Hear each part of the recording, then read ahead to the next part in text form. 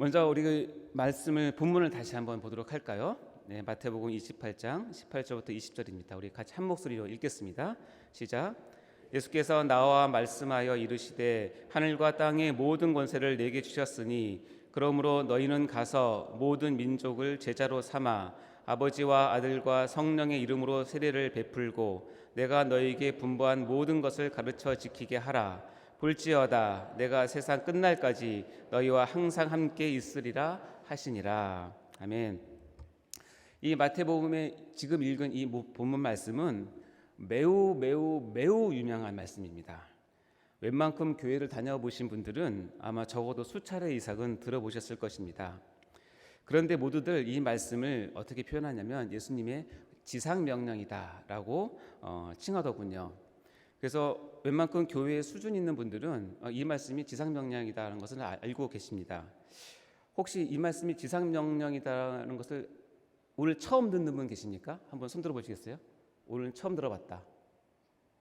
안 계시네요. 그러면 이 말씀이 지상명령이다라는 말씀을 들어봤다. 한번 손 들어보세요. 수준이 역시 제가 역시 수준을 잘 체크했습니다. 여러분 정말 수준이 있으신 것 같습니다. 못 들어본 분은 한 분도 없고 다 들어보셨으니 제가 이제 편하게 말씀을 나누도록 하겠습니다. 이 말씀은 다 아시겠지만 예수님께서 십자가에 죽으시고 3일 만에 부활하셨고 그리고 40일간 제자들과 많은 사람들에게 예수님 자신의 부활을 증거하면서 이 땅에 계시다가 이제 하나님의 보좌 우편으로 올라가는 승천을 앞두고 갈릴리 어느 한 산에서 자기 사랑하는 제자들을 불러 모으셔서 마지막 최후의 명령을 하시는 장면입니다. 이제 이 땅에서는 더 이상 볼 수 없는 제자들을 향해서 예수님은 이 땅에 두고 가는 제자들에게 그동안 예수님 자신이 해오셨던 하나님 나라의 과업을 인수인계하면서 그리고 새롭게 도래할 교회 시대를 맡기면서 매우 중요한 업무 지시를 하는 장면이라고 볼 수 있습니다. 제가 강조한 단어가 인수인계와 업무 지시입니다. 이거는 영적인 것보다는 굉장히 실제적이라는 뜻입니다. 그렇다면 이 말씀을 우리는 왜 지상명령이라고 부를까요? 이 말씀을 정확히 이해하려면 잠시 저랑 한문 공부를 한번 해보도록 하겠습니다. 죄송합니다. 공부해서. 자, 지상명령이 무엇이냐라고 하면 대부분 들어봤다라고 얘기하시면 하십니다. 그러면 그 뜻이 무엇입니까? 라고 이제 한 번 더 물어보면 대부분은 이렇게 대답합니다. 이 땅 위에서 해야만 하는 예수님의 명령. 그래서 지상명령, 그 지자는 땅지자로 씁니다. 땅 위에서 해야 될 명령이다. 많은 분들이 이렇게 알고 계실 겁니다. 그러나 이것은 이 뜻이 아닙니다. 또 어떤 분들은 이 말씀이 성경책이라고 하는 종이 위에 기록된 명령이기 때문에 지상명령이다. 그때는 종이 지자를 써서 종이 위에 기록된 명령이다 라고 이해하는 분들인데 이것도 맞지 않습니다.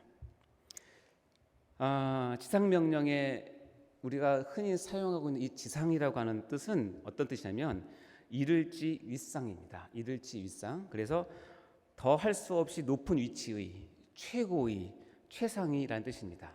따라서 지상명령이라고 하는 것은 이 마태복음 28장 18절부터 20절의 말씀은 오고 오는 기독교의 모든 학자들이나 모든 성도들이 이것이 지상명령이라고 이야기를 했다는 것은 뭐냐면 예수님의 수많은 명령들이 있었고 수많은 말씀들이 있었는데 그 중요성이나 가치에 있어서 최상 최고의 명령이 바로 오늘 읽은 이 본문 말씀인 지상명령이라는 뜻입니다. 이것은 어떤 의미일까요? 여러분께 쉽게 풀어서 말씀드리자면 예를 들자면 법에는 상위법과 하위법이 있습니다. 이 둘 간의 관계는 명확합니다. 뭐냐면 상위법 우선법칙이죠. 하위법이 아무리 좋고 그럴듯해도 상위법에 어긋나면 그 하위법은 큰 의미가 없습니다. 따라서 하위법들은 바로 이 상위법을 근거로 해서 목표를 향해서 맞춰져야 하고 제정되어야 하고 실행되어야 하는 것입니다. 제 둘째 아들이 군대에 갔는데 벌써 병장이 되었다고 합니다. 그래서 아마 내부만에서는 이제 병장놀이를 하고 있을 텐데 그 내부만에서는 제 아들의 그 병장의 명령이 얼마나 지엄하겠습니까? 그러나 병장의 명령이 아무리 지엄하고 아무리 구체적이고 실제적이라 하더라도 별을 다신 장군의 명령과 비교할 수 있겠습니까? 어떤 바보가 병장의 명령을 지키기 위해서 장군의 명령을 무시하겠습니까? 그렇죠? 장군의 명령을 지키기 위해서는 자기가 가장 친한 병장의 명령도 무시되는 것이 당연한 것이죠.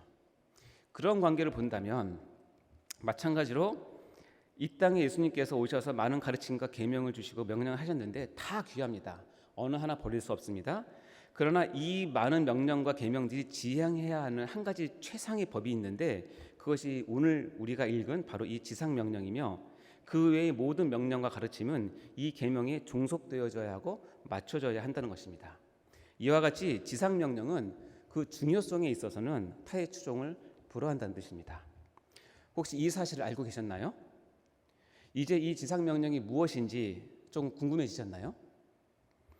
이제 저와 함께 이 지상명령이 무엇인지 다시 말씀의 세계로 다시 한번 들어가 보도록 하겠습니다. 지상명령의 내용을 보기 위해서 다시 한번 본문을 자세히 보면은 지상명령의 내용이 세 부분으로 되어 있는 것을 우리가 쉽게 알 수 있습니다. 그 중에 첫 번째는 뭐냐면 이 지상명령은 도대체 무엇을 근거로 내려졌냐는 것입니다. 그것은 28장 18절에 나와 있는데요. 우리 18절 말씀을 같이 한 목소리 읽겠습니다. 시작. 예수께서 나와 말씀하여 이르시되 하늘과 땅의 모든 권세를 내게 주셨으니. 그래서 나와 말씀하여라고 표현된 이 표현은 복음서에서 주로 쓰인 표현입니다. 거의 대부분은 예수님께서 병자들을 긍휼히 여기셔서 병을 고치실 때 쓰는 표현이 나와라는 표현을 쓰는데 유일하게 말씀을 선포하면서 나와라는 표현을 쓴 것은 이 구절이 유일하다고 합니다. 그 뜻은 뭐냐면 그만큼 제자들에게 이 지상명령을 명령하고 싶은 예수님의 마음을 드러내는 구절이라고 볼 수 있겠죠. 그리고 이제 예수님께서 주장하시는 지상명령의 권위의 근거는 무엇이냐면 바로 우리가 읽었지만 하늘과 땅의 모든 권세를 내게 주셨기 때문에 내가 이 지상명령을 한다는 것입니다. 자, 그런데 한 번 더 생각해 볼까요?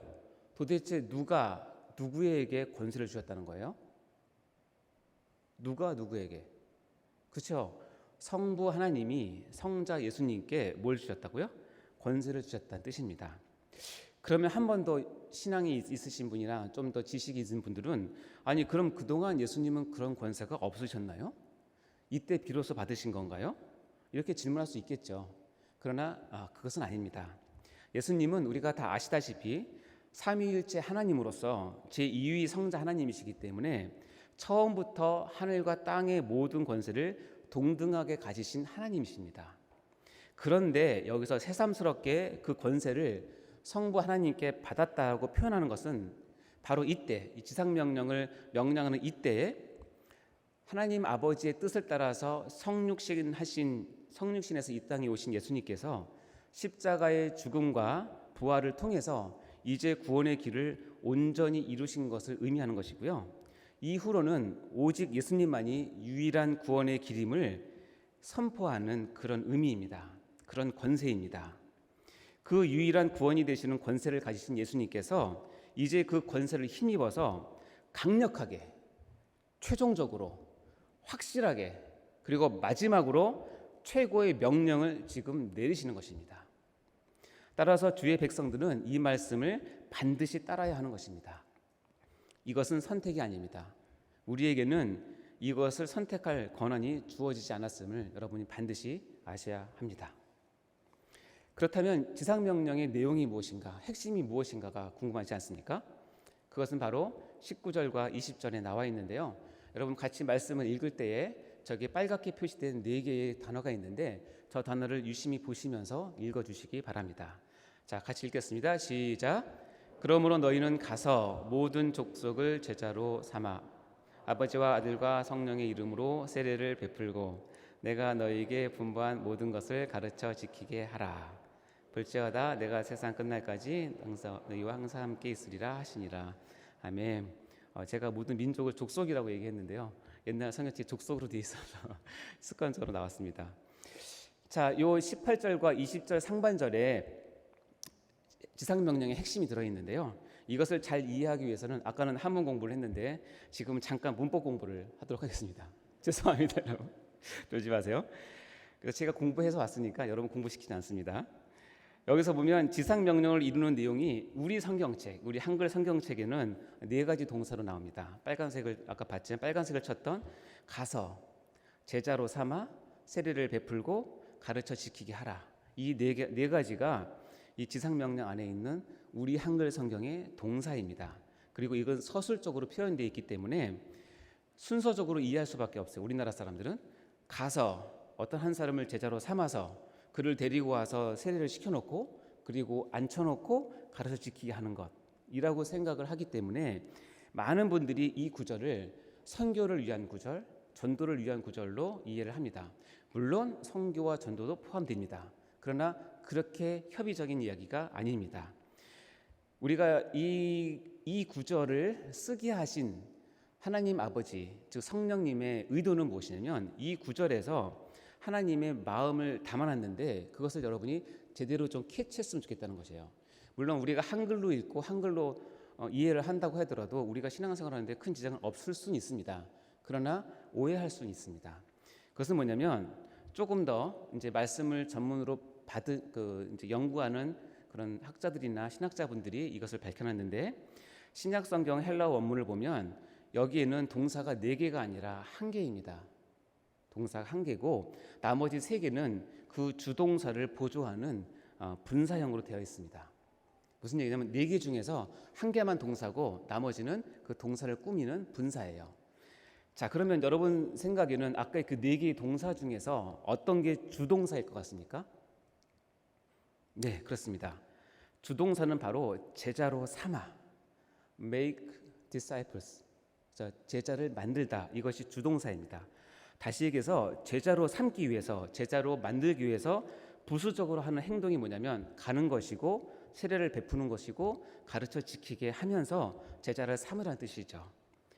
어디론가 가는 목적이 제자를 삼는 것이고 가서 세례를 베푸는 것, 또 다르게 해석을 하면 죄를 씻는 회개를 베푸는 것이 제자 삼는 방편이고 예수님께서 너에게 분부한 모든 것을 가르쳐 지키게 하는 것, 좀 더 원어적으로 표현하면 지킬 때까지 가르치는 것이 바로 제자 삼기 위함이라는 것이에요.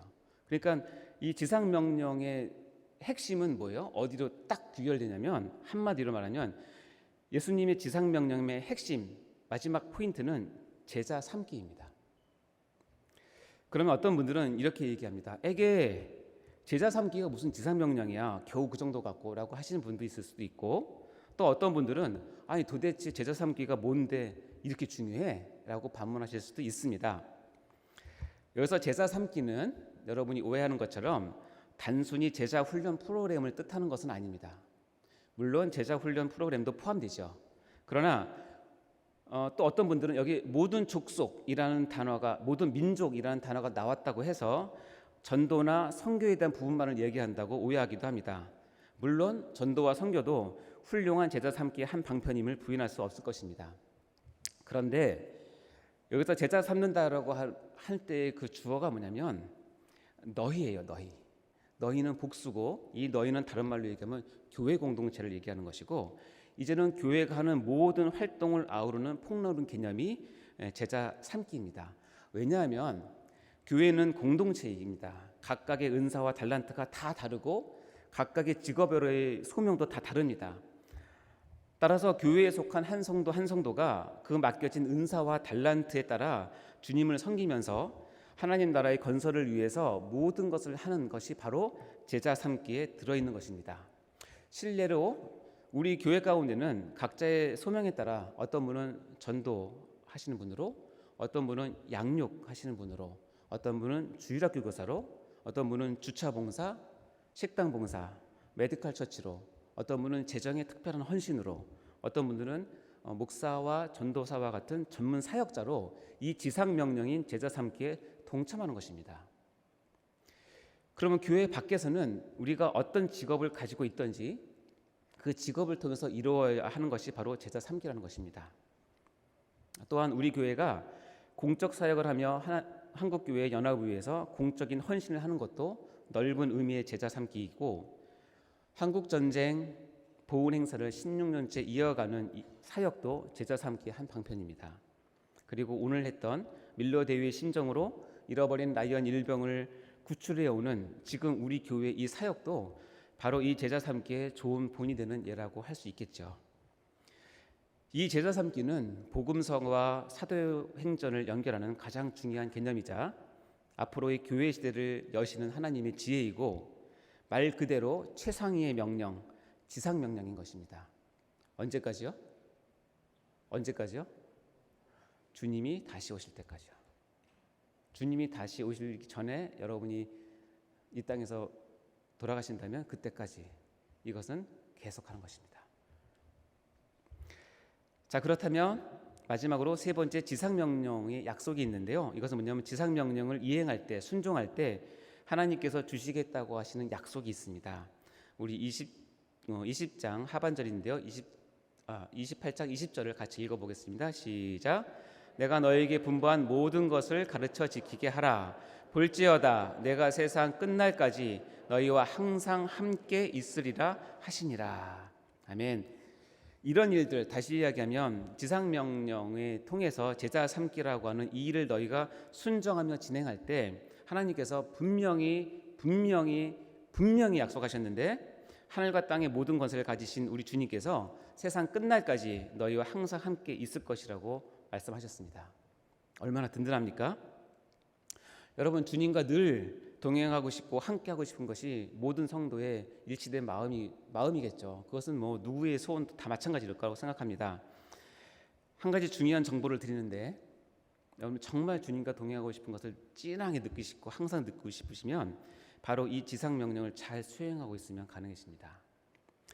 반면에 지상명령과 별 상관없는 삶을 살면 주님께서 나와 함께 하시는 농도가 그만큼 옅어질 것입니다. 물론 떠나진 않습니다.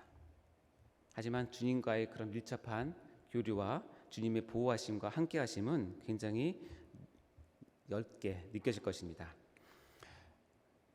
저는 그래도 사랑하는 담임 목사님을 직은해서 이렇게 보필하는 임무를 좀 맡아서 같이 지낸 적이 있습니다. 왜 담임 목사님께서 저렇게 정말 어려운 일들, 남들이 다 싫어하고 하기 싫어하는 이런 일들을 하실까? 그러면서 이렇게 수고하고 계실까?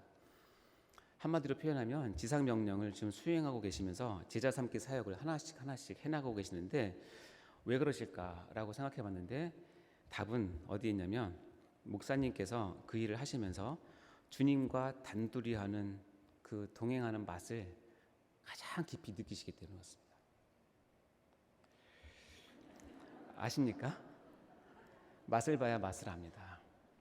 니들이 개맛을 알아? 라고 하는 저 유명한 멘트는 제 청년 때 굉장히 큰 감동을 줬던 말씀입니다.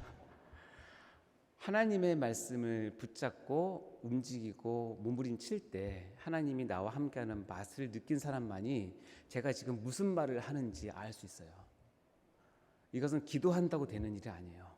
눈물을 흘린다고 되는 것이 아니라 여러분의 인격과 삶 전체가 지상명령을 수행하기 위해서 여러분을 들였을 때 부딪히는 많은 환난과 어려움과 또 그 반면에 많은 행복과 성취감과 하나님이 나와 함께 하신다라고는 그 놀라운 임마누엘의 그 감격, 그 은혜를 느낀 사람만이 알아요. 여러분도 간절히 바라건대 이 말씀 앞에서는 여러분 성도님들이 지상명령의 약속인 주님과 함께하는 그 참맛을 매일 풍성하게 느끼시를 주님 이름으로 축원합니다. 이와 같이 본문에서 보이는 지상명령의 내용과 핵심을 이해하셨다면 이제 이 말씀의 근거에서 우리의 삶과 신앙을 한번 돌아봤으면 좋겠습니다. 제가 할 수 있는 것은 저의 주업을 소개하는 것으로 하겠습니다. 왜냐하면 제가 모든 사람을 다 알 수 없기 때문이죠. 정말 부족하지만 제가 이 말씀을 젊을 때 깨닫고 정말 제 인생의 큰 전환점을 맞이했습니다. 내가 왜 이 힘든 의대 공부를 해야 되나? 에 대한 답을 얻었기 때문입니다. 그리고 내가 왜 의사가 되어야 하나? 라는 답을 얻었기 때문이고, 그리고 이 분명한 답을 얻고 나서 앞으로 내가 무엇을 하면서 이 질문은 항상 제 마음과 제 머릿속에서 떠나지 않고 있었습니다. 그래서 수련을 받을 때에도 또 이제 나와서 개업을 할 때도 이 말씀은 항상 저의 마음 가운데 있게 되었습니다. 그러면서 깨달은 게 두 가지가 있는데 그 중에 한 가지가 뭐냐면 저 자신이 이 말씀 안에서 발견됐다는 것입니다. 다시 얘기하면 아까 얘기했던 너희가 바로 나이구나라는 것을 깨달은 것이죠. 이 본문에 보면 너희가라는 하는 단어가 3번 정도 반복이 됩니다. 이 지상명령은 대상이 분명하다는 뜻이죠. 1차적으로 그 너희는 예수님 앞에 선 갈릴리에 모인 제자들이지만 더 넓게는 곧 이루어질 교회를 뜻하는 것이고, 그리고 시간과 공간을 넘어서 이 시대에 예수를 믿는 모든 사람, 모든 교회의 권속들이 바로 이 너희에 해당됩니다.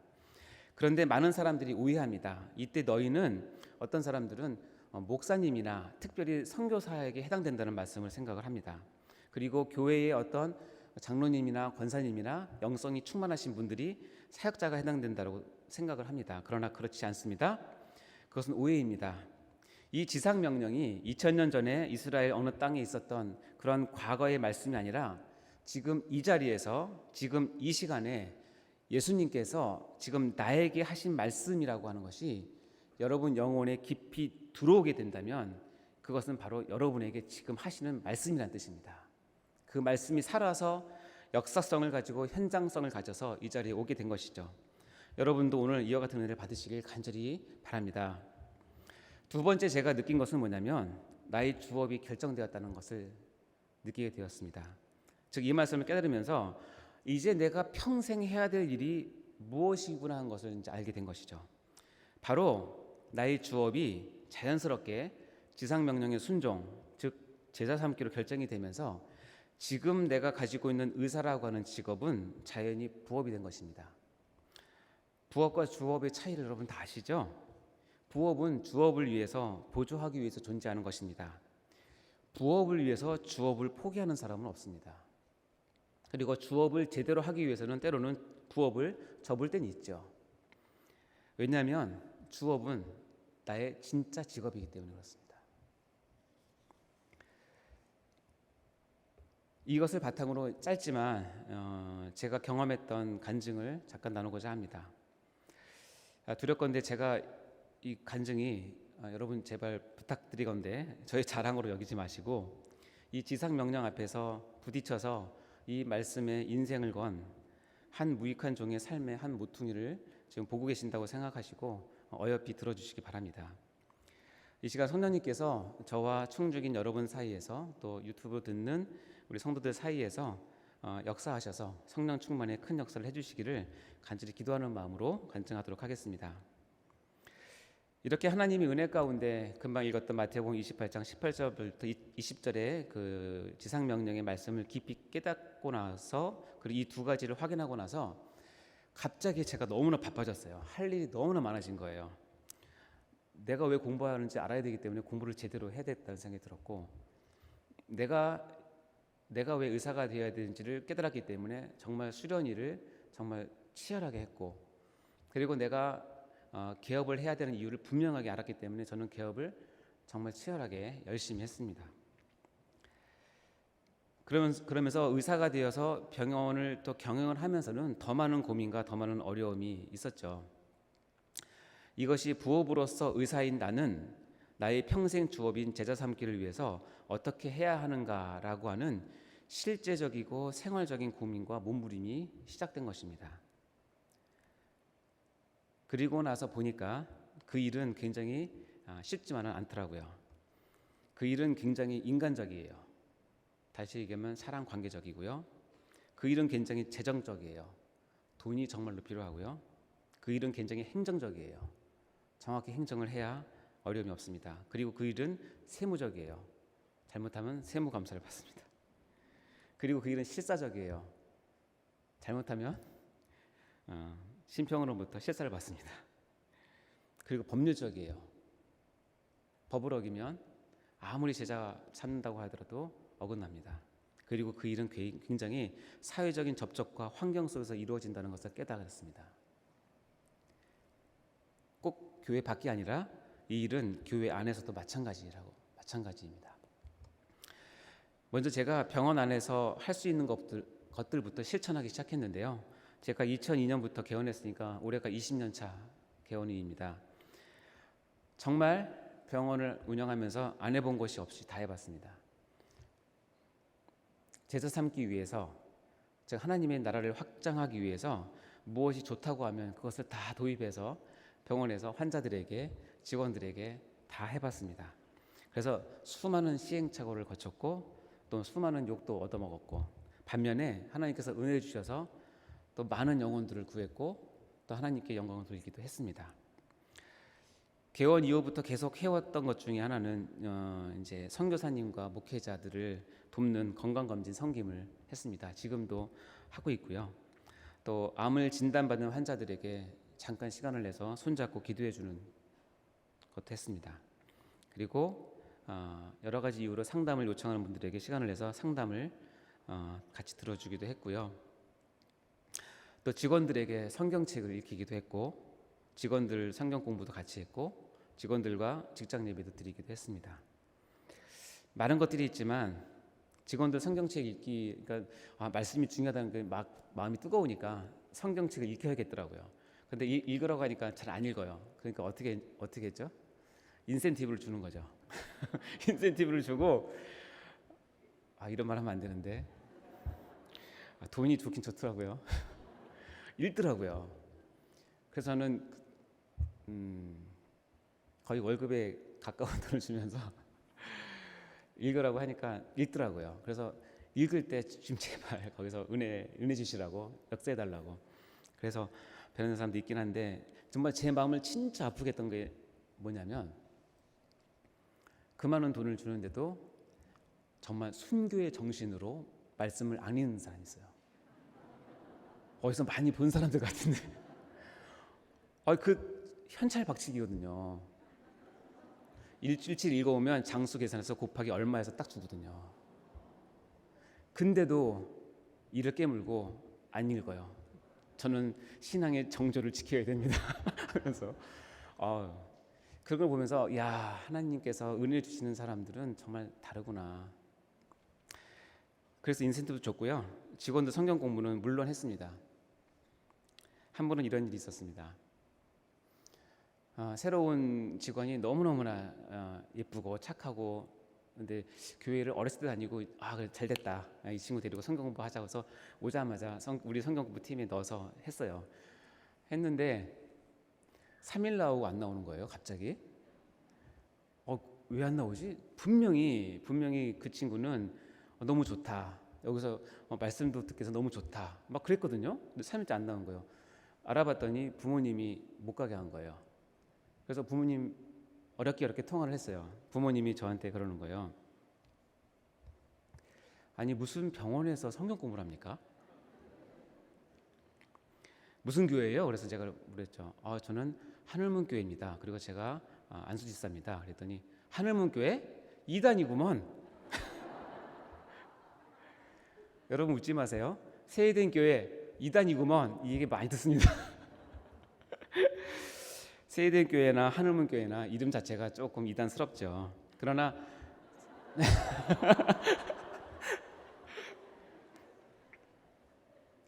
실상은 그렇지 않잖아요. 그럼 제가 부모님한테 하늘문 교회는 우리나라에서 최고의 보수 정통인 고신축 교회이며, 제가 거기에서 정식으로 안수 집사이고 이게 말씀을 전합니다. 걱정하지 마시고 보내주셔도 됩니다. 라고 했는데, 그 부모님의 말 한마디가 저를 깜짝 놀라게 했어요.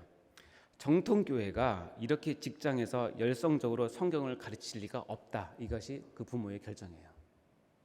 너무너무 마음이 아팠어요.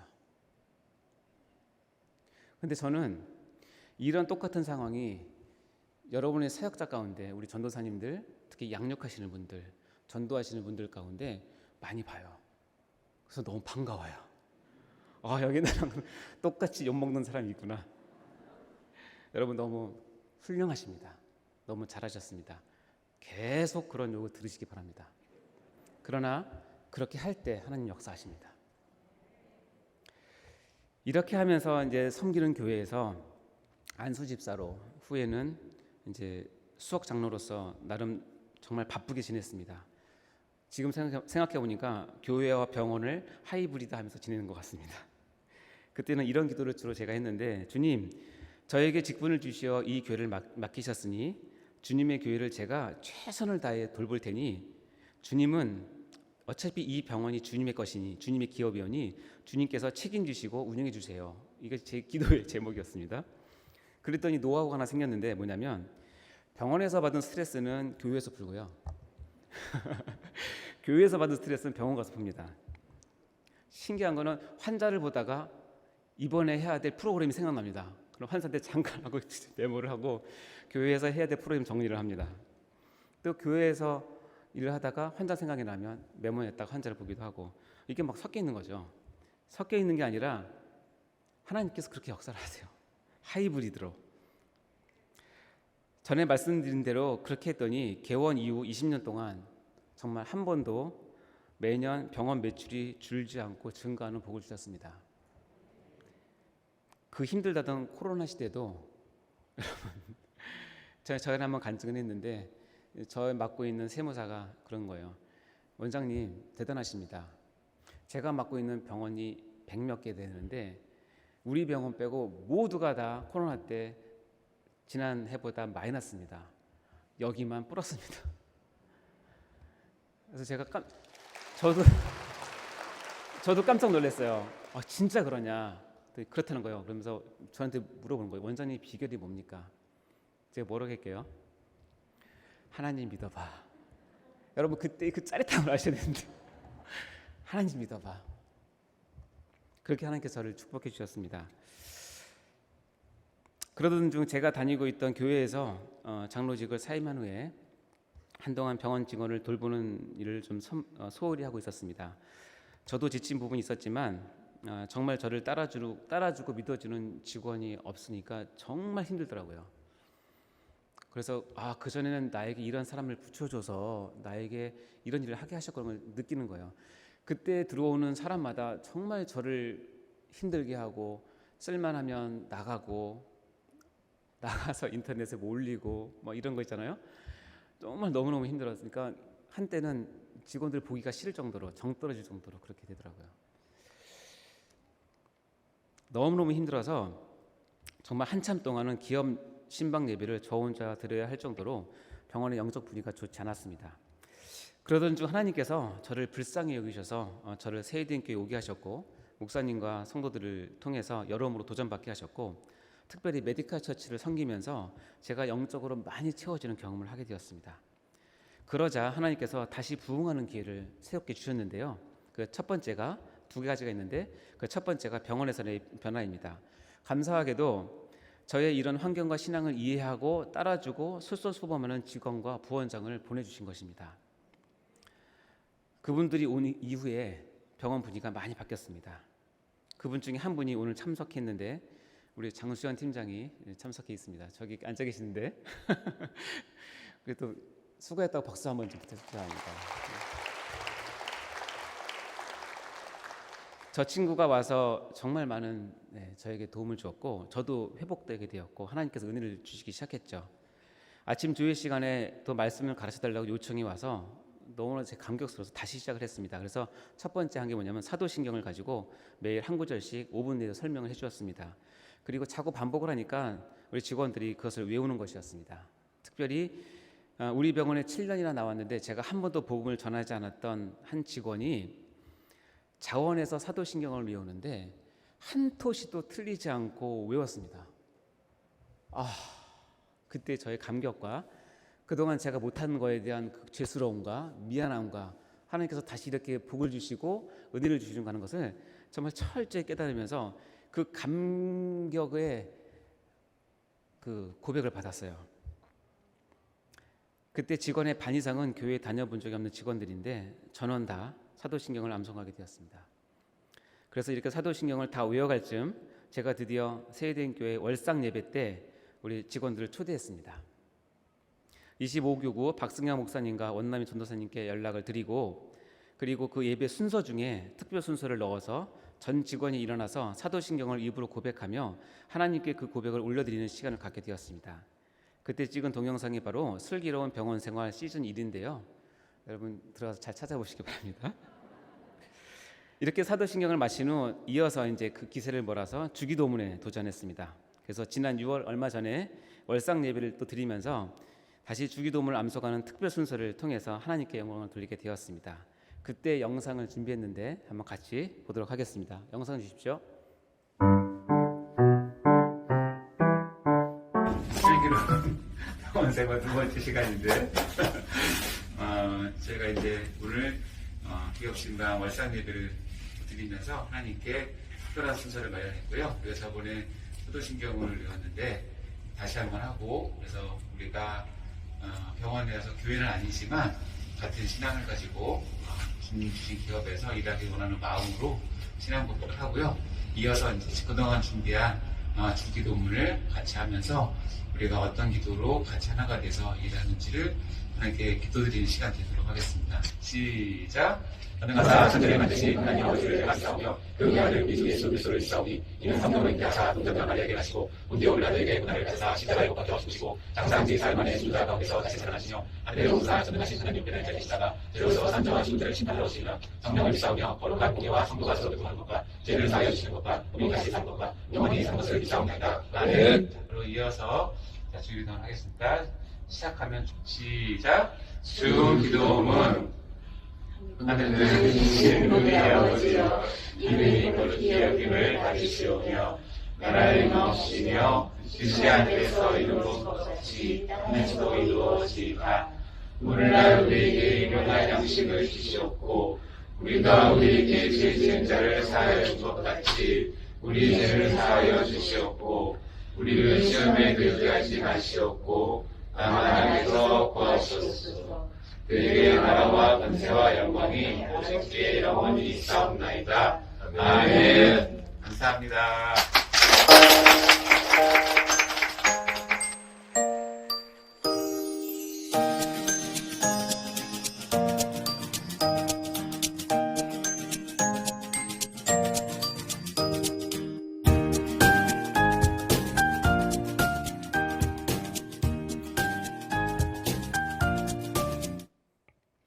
감사합니다.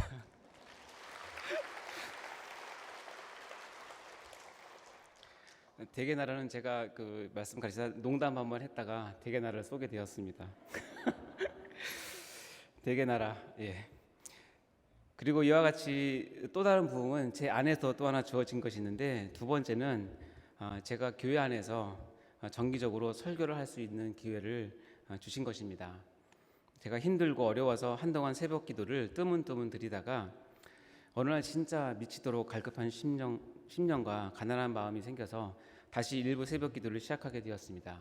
그때 여러 목사님들의 새벽 기도를 듣고 하면서 은혜를 많이 받으면서 이런 기도를 갑자기 시작하게 됐는데, 주님, 저에게 메디컬 처치를 통해서 특수 사역을 하게 하심을 너무나 감사드립니다.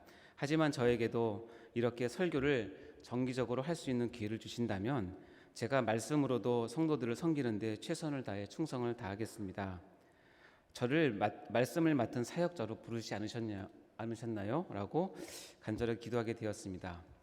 근데 참 놀랍게도 그런 마음으로 기도드린 지 정말 얼마 되지 않아서 이 기도의 응답이 속히 저에게 이루어지게 되었습니다. 작년 11월부터 저에게 1월 일부 새벽 기도 설교를 격월로 할 수 있는 기회가 주어진 것입니다. 정말 그때는 말할 수 없이 기뻤고 감격스러웠습니다. 너무너무 부족하지만 설교를 준비하면서 오히려 제가 더욱 영적으로 살아나는 은혜를 누리고 있으며 전에는 전혀 생각하지 못했던 유튜버가 되어서 저희 새벽 설교 등을 유튜브를 통해 섬기는 기쁨도 누리고 있습니다. 계정 이름을 알려드리겠습니다. 받아 적으시기 바랍니다. 메디컬 처치 이재훈입니다. 하나님의 은혜가 모르겠습니다. 여러분 다 직장 다니시고 직업이 있으실 것입니다. 저는 무직이라고요. 무직도 직업입니다. 어떤 일을, 무슨 일을 하든지 여러분 우리에게 정해진 것이 있는데 그것은 지상명령을 이루는 것입니다. 반드시 기억하시기 바랍니다. 이제 설교를 마무리하려고 합니다. 이제 이 예배를 마치고 저 뒤에 있는 문으로 여러분 다 빠져나가시면 바로 내일부터 여러분은 삶의 현장으로 들어갑니다. 그 삶의 현장은 다 다를 것이며 다양할 것입니다.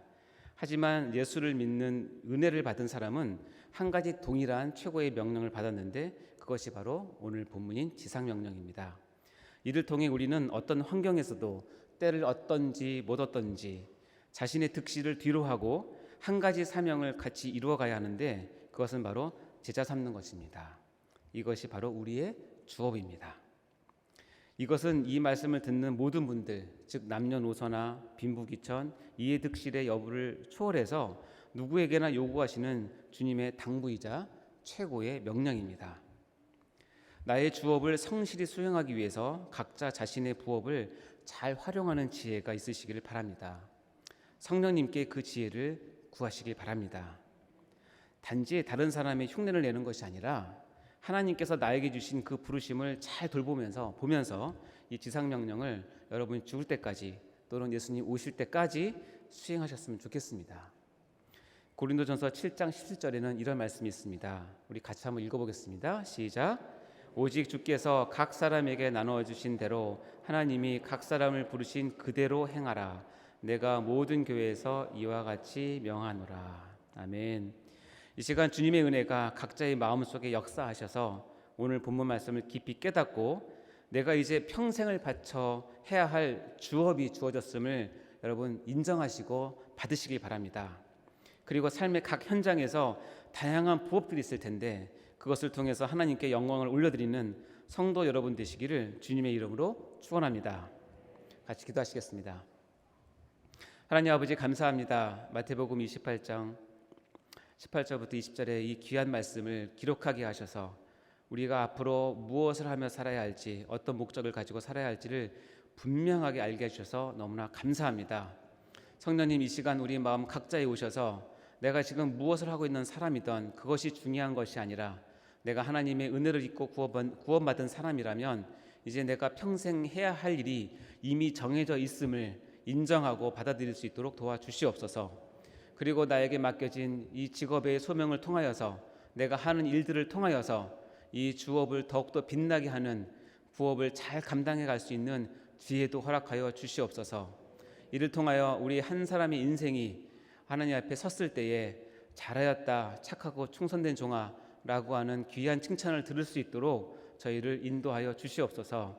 이 밤에 하나님께 전제로 드려지는 귀한 아버지의 은혜를 통하여서 우리가 행복한 밤 그리고 향기로운 삶을 드러내는 밤이 될 수 있도록 축복하여 주옵소서. 감사드리며 이 모든 말씀을 예수님 이름으로 기도하옵나이다. 아멘.